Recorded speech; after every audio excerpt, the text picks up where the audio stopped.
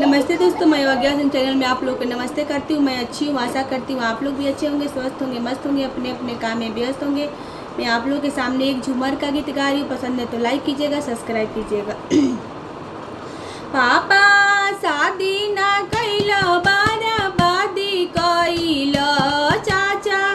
शादी ना कैला, बाराबादी कैला, पापा बूढ़ावा दामाद जाके खोज आइला,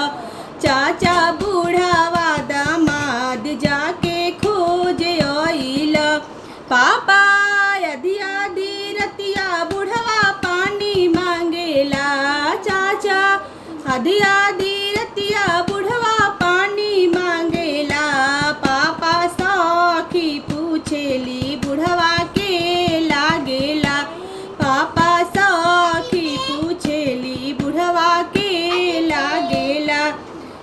पापा लाज कही ना बुढ़वा ससुर लागेला, पापा लाज कही ना बुढ़वा ससुर लागेला, पापा शादी ना कैला, बाराबादी कैला, पापा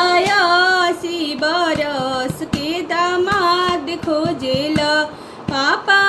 आधी आधी रतिया बुढ़वा पानी मांगेला, पापा आधी आधी रतिया बुढ़वा पानी मांगेला, पापा पाकल पाकल मोछ देके डर लगेला, पापा पाकल पाकल दाढ़ी देखी डर लागेला, पापा शादी ना कैला, बाराबादी कैला, चाचा शादी ना कैला, बाराबादी कैला, चाचा 80 बरिस के दाम